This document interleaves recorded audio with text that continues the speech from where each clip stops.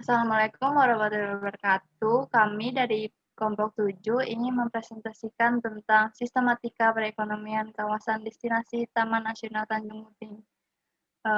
Ada anggotanya yaitu saya sendiri, Rasya Maulida Rahma, lalu ada Fauzi, lalu ada Reza, dan ada Bilkis. Kondisi alam Taman Nasional Tanjung Puting. Kawasan TNTP terletak di Kecamatan Kumai, Kabupaten Kota Waringin Barat, di Kecamatan Hanau, Danau Sembuluh, serta di Seruyan Hilir, Kabupaten Seruyan. TNTP masuk dalam iklim tipe A dengan nilai W 10,5%. Sedangkan menurut Oldeman, TN Tanjung Puting termasuk zona agroklimat A1. Untuk kondisi geologi TN Tanjung Puting terdiri dari daerah berawa-rawa datar yang usianya diperkirakan mencapai ratusan sampai ribuan tahun. Sedangkan kondisi tanahnya relatif sangat asam dengan sebagian besar sedimen tanah merupakan jenis aluvial muda. Ekosistem di TNTP terbagi menjadi beberapa jenis, yakni ekosistem hutan tropika, dataran rendah, ekosistem hutan rawa di air tawar, ekosistem hutan tanah kering, mangrove, ekosistem hutan rawa gambut, ekosistem hutan pantai, dan ekosistem hutan sekunder. Adapun pembagian zonasinya yaitu zona inti, zona rimba, daratan dan perairan, zona pemanfaatan, intensif, khusus dan tradisional, dan zona rehabilitas. Flora dan fauna Taman Nasional Tanjung Puting. Jenis flora di Taman Nasional ini cukup beragam dan menyesuaikan dengan vegetasinya.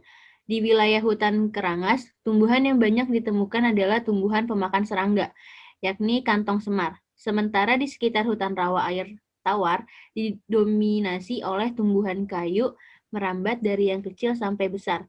Pada area hulu sungai terdiri atas rawa rumput yang mendominasi adalah Pandanus sp dan bakung seperti Crinum sp.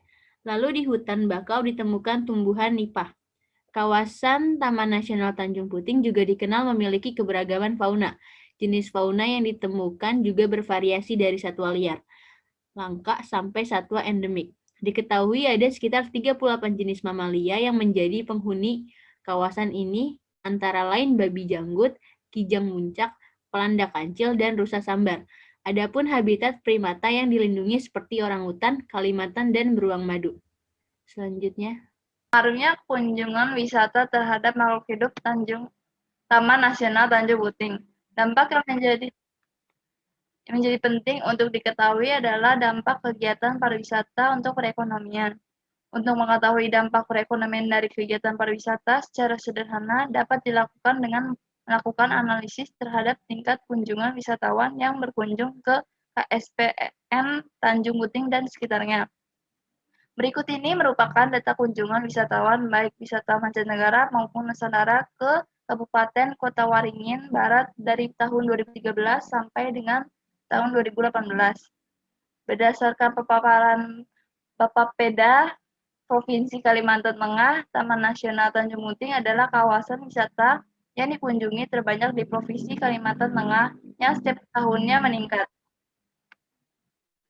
Pengaruhnya kunjungan wisata terhadap makhluk hidup Taman Nasional Tanjung Puting.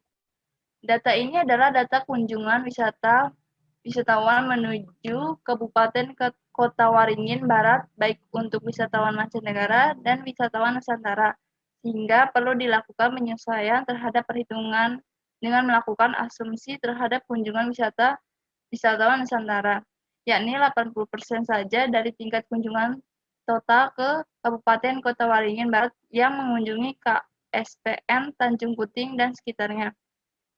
Analisis keekonomian KSPN Tanjung Puting dan sekitarnya untuk wisatawan Nusantara.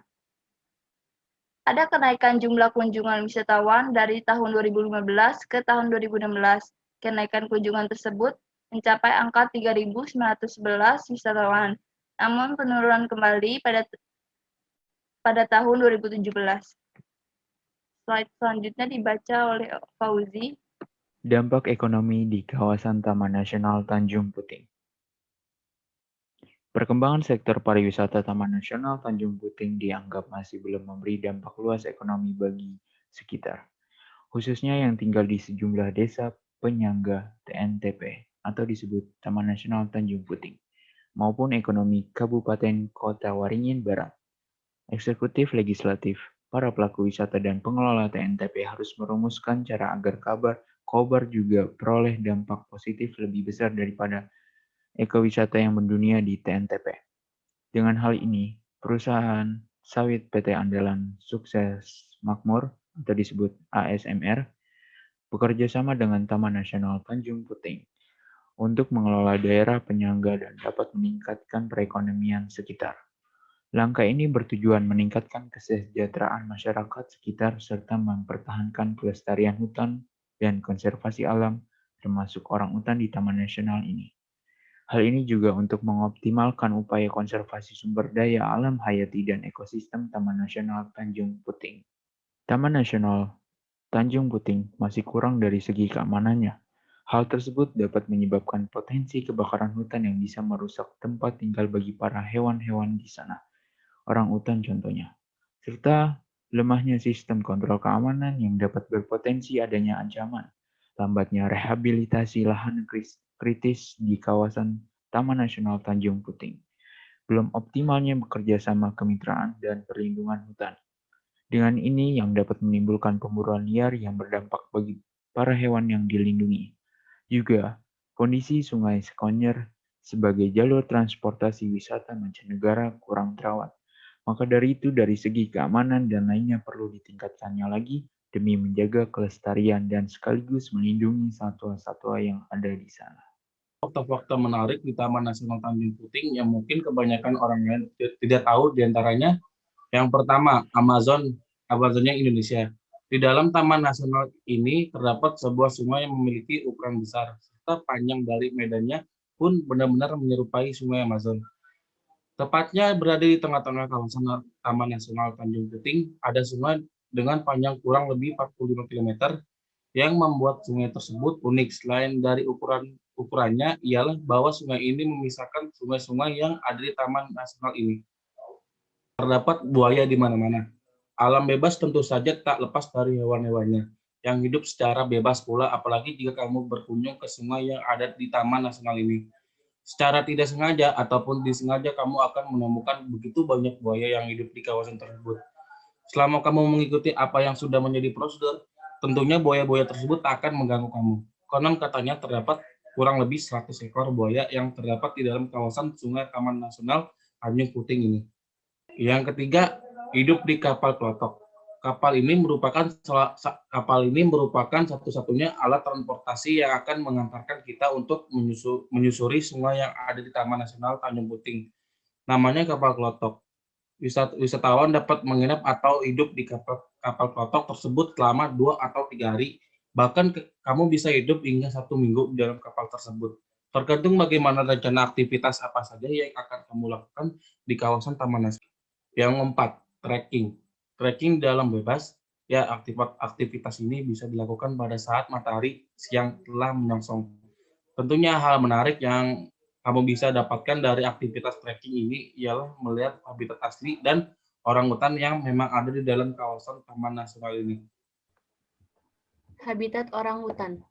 Seperti apa yang sudah disebutkan sebelumnya, bahwa di dalam Taman Nasional ini memang terdapat habitat orangutan asli dan terbesar. Kurang lebih terdapat 6.000 ekor di dalamnya. Para wisatawan dapat melihat bagaimana orangutan itu hidup di alam bebas, tak hanya sekedar melihat. Wisatawan juga bisa merasakan secara dekat bagaimana orangutan itu melangsungkan kehidupan kesehariannya. Selanjutnya dibaca oleh Oji. Ada hewan buas bisa dijumpai di depan mata. Pada saat melakukan aktivitas trekking, selain dari orangutan tentunya kamu akan menemukan beberapa jenis hewan, mulai dari yang jinak hingga buas, seperti babi hutan, macan, dan tapir.